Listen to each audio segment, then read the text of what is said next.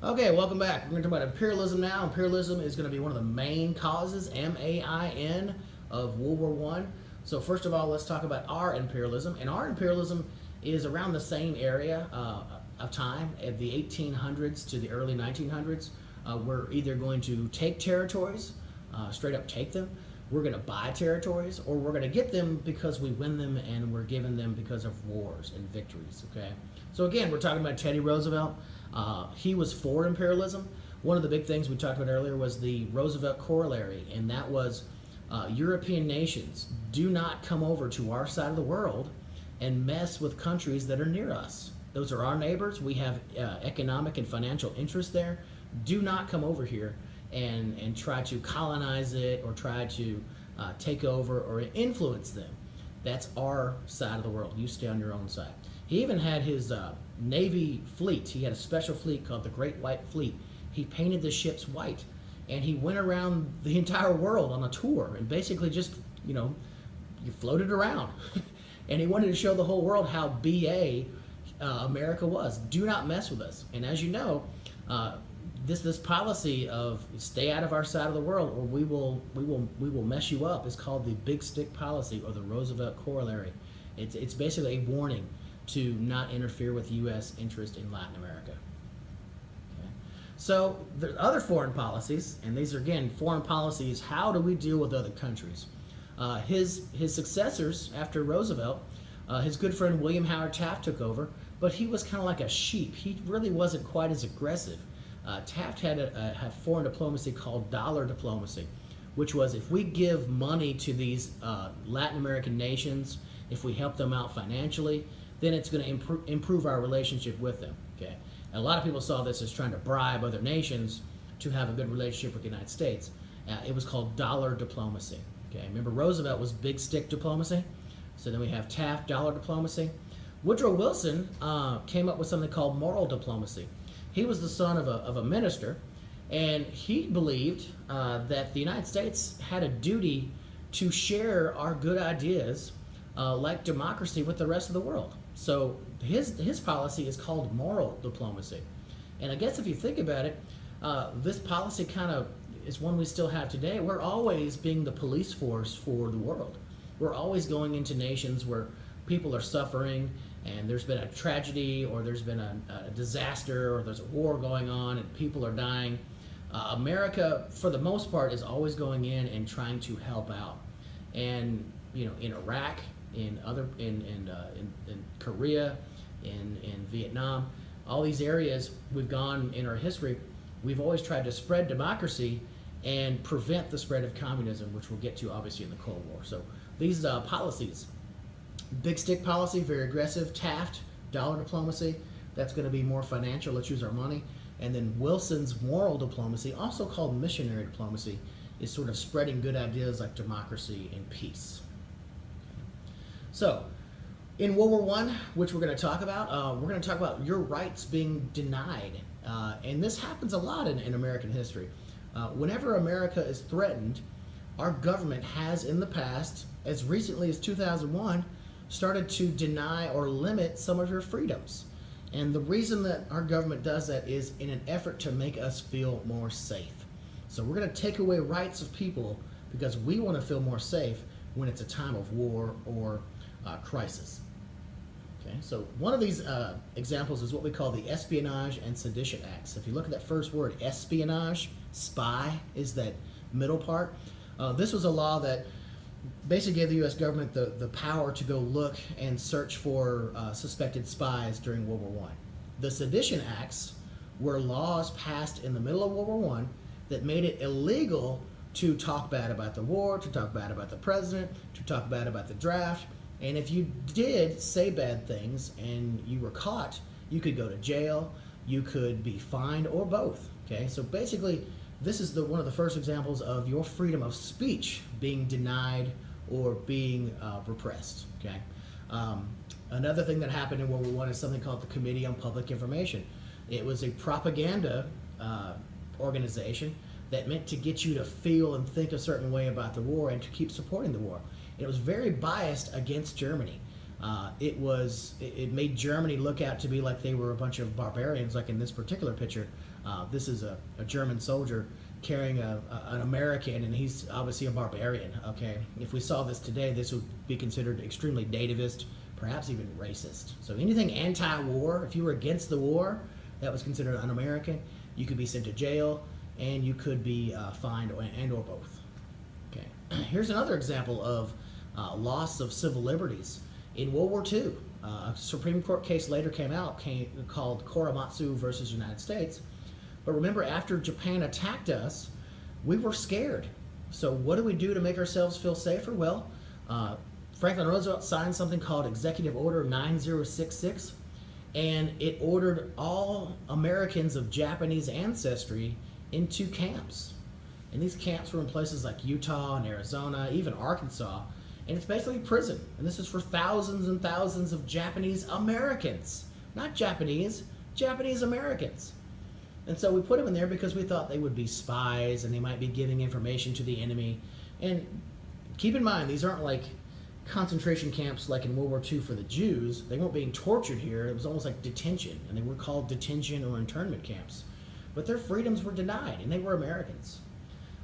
Later on, a guy named Fred Korematsu would challenge this. He didn't want to leave his home and go to a camp. So he went to the Supreme Court, and the Supreme Court said, in times of crisis, the U.S. government can do what it needs to do. So he had to give up his job and give up his home and go live in one of these camps for, some people lived as many as 3 years in these camps. And to find out, after the war, there were no Japanese spies that were ever caught that were of Japanese ancestry. None. There were some, but they weren't of Japanese ancestry. They were white. So another example of your civil liberties being limited. Okay. To jump ahead, another 2 examples of civil liberties. Americans who were unjustly accused of something and lost their rights. We have what we call the Red Scare. World War I, in the middle of World War I, the Russian Revolution, also called the Bolshevik Revolution, happened. And this is when Russians were tired of being broke and starving while their king was living large. So they decided to overthrow their government, and it became a communist government where you had no rich and poor. It was supposed to be where everyone was equal, okay? And so Americans were afraid of this idea coming over to America and basically overthrowing our government. So events in America, we call them the Red Scares. These are in America after World War I and World War II. And the first one, a guy named Attorney General Palmer arrested many suspected anarchists and communists, and he deported them. It kicked them out. They were sent back to their country based on no evidence whatsoever. The worst example of this is 2 guys named Sacco and Vanzetti were executed because they had different ideas on government and they were immigrants. So they had a nativist judge, and they were not given due process and equal protection and all these things, and they were executed for their crime that they committed.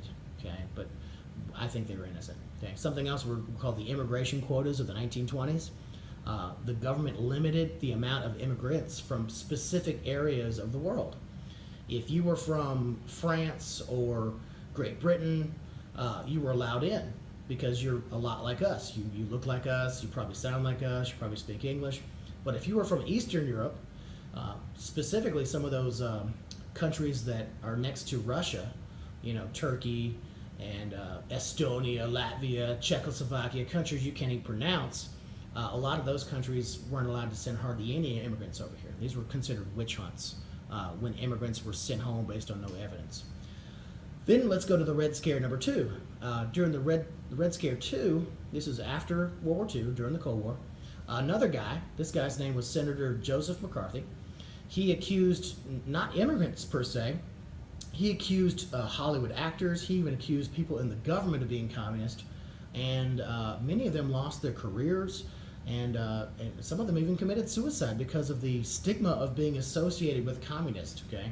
It's like you're accused of a crime, there's no evidence at all, but people think you did it, And so 10 actors who refused to testify were looked at being guilty, and so they couldn't get a job anywhere, okay? Also, after World War II, we have what we call McCarthyism, which is based on this guy, Senator McCarthy, And it's the paranoid fear that everybody around us is a communist. We were so afraid of this communist idea and us losing freedoms that we have here at home.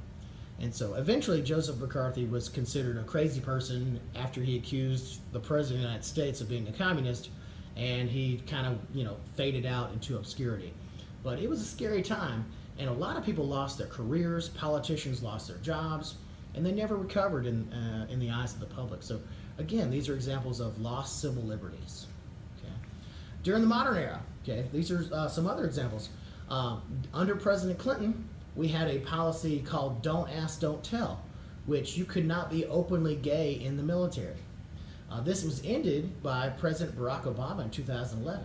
And again, this is an example of your freedoms being limited because of our fear of something. I don't know what we were afraid of here. Freedom of personal choice denied, but regained. Thanks, Obama. So thank you, Obama, for giving a specific group of Americans more rights. Okay.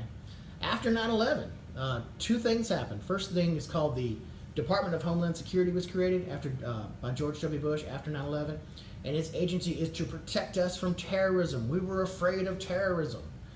And so we have more security at airports. Law enforcement has more power to check for evidence of potential terrorists. We have an alert system. We're on a green level, yellow level, red level. That all sounds great. Unfortunately, you lose some of your rights because of the other law that was passed called the USA Patriot Act. This law grants power to government agencies to closely monitor American activities related to potential terrorist attacks, which means if you are doing something or reading something about terrorism, or you're reading articles on your Facebook page about terrorism, and you like one, the government is going to be able to track you. They read your emails, they tap your phones, they might get a camera out on you. The CIA might come to your door and ask you some questions. This is all ways that the Department of Homeland Security gathers information about terrorists. They're basically violating your privacy, so another right being taken away. After 9/11, we took a lot of potential terrorists to Guantanamo Bay, Cuba. This is outside the United States. And we wanted to find out where Osama bin Laden was. And one of the things that happened there was something called waterboarding, which is a form of torture. Is torture okay? Isn't that against human rights? Well, the Patriot Act kind of gave them the power to do that, and especially if it's in Cuba. It's not even America. So again, America and American government restricts freedoms in times of war. Doesn't matter if it was World War I or World War II or the Cold War or it was the most recent war on terror. When we're afraid of something, we start restricting some of our freedoms in an effort to keep us all safe. Okay, we're going to take a break now, I think, and we're going to come back and talk about the Bolshevik Revolution and the start of communism and more stuff along the way. Thank you for listening. That's about 13 minutes.